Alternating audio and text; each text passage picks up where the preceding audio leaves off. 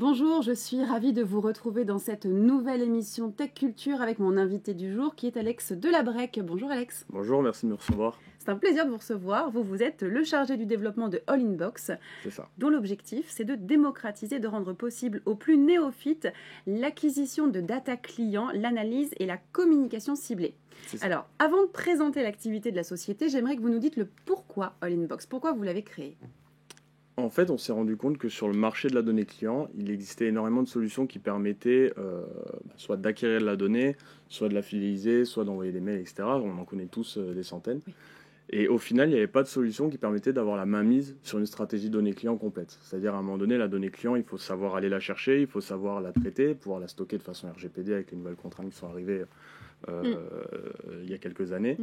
Et ensuite, il faut pouvoir en faire quelque chose. Et on s'est rendu compte que ce chemin complet de la donnée, le fait d'enrichir sa base de données client et ensuite de la fidéliser et de l'utiliser sur une seule plateforme, ça n'existait pas. Et c'est de ça qu'est né All-in-Box et de ce besoin de compresser un peu ce format-là d'exploitation de la donnée et d'en faire quelque chose de très simple à utiliser. En fait, là où on va acquérir de la donnée, on va l'exploiter et finalement, on raccourcit un peu tous les processus qui peuvent s'avérer très longs.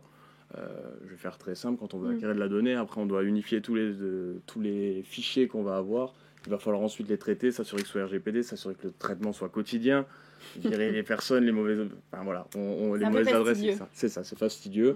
Et du coup là, le fait que la solution soit tout en un permet de gérer tout ça sur une seule plateforme et d'exploiter directement là où la donnée arrive. Donc ça raccourcit l'exploitation. Et quels sont les outils que vous utilisez? Comment ça fonctionne?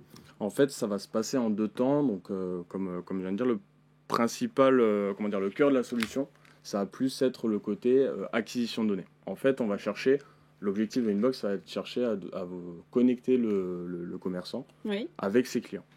En gros, on va lui permettre de collecter de la donnée de nouveaux clients chaque jour, de façon à ce qu'il puisse les fidéliser et après, sur cette base de clients engagés, partager ses promotions, son activité, ses offres, ses produits, tout ce dont il est fier au quotidien pour pouvoir développer son activité et avoir des retombées positives en termes de chiffre d'affaires et des choses beaucoup plus concrètes. Oui, c'est sûr que c'est le principal, c'est ce qui va motiver aussi à faire appel à votre solution. C'est ça. Alors, dans votre solution, aujourd'hui, on a une innovation qui est très intéressante. C'est le développement d'une offre multisite qui permet de gérer la donnée au niveau groupe et au niveau local. Comment ça fonctionne? Est-ce que vous êtes aussi les seuls à proposer cette technologie? Les seuls... On propose des choses différentes, c'est un marché qui est quand même où chaque solution a ses avantages. Nous, l'avantage vraiment de ce double traitement de la donnée, c'est qu'à la fois on va fournir l'outil à une enseigne nationale. Je prends l'exemple par exemple d'une franchise ou d'un groupe de centres commerciaux, vu qu'on est particulièrement développé sur ce marché-là. On va permettre une gestion nationale, donc toute la donnée qui sera collectée par tous les centres va remonter au niveau national.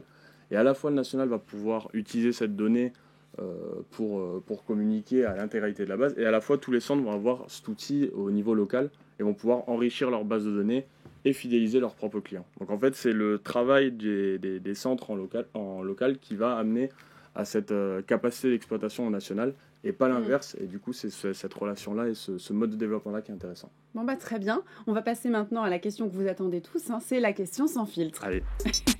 Et cette question, donc, qu'est-ce qui vous distingue d'un CRM comme on peut les trouver en abondance sur Internet?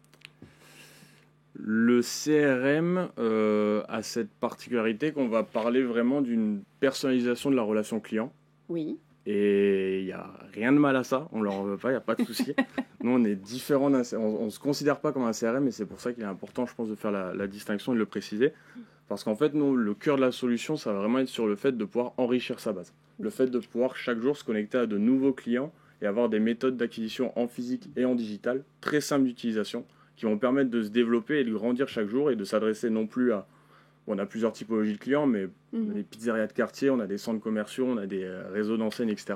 On va s'adresser non plus à 500 personnes ou 50 000, mais à 10 000 personnes ou 150 000. Oui, donc c'est assez vaste. C'est ça. Le but va être vraiment, dans un premier temps, de développer cette base, d'enrichir sa base et d'avoir un discours plus unifié à l'intégralité de la base et finalement avoir un discours plus fidélisant et engageant. Eh bien, merci beaucoup, Alex. Voilà, merci à vous.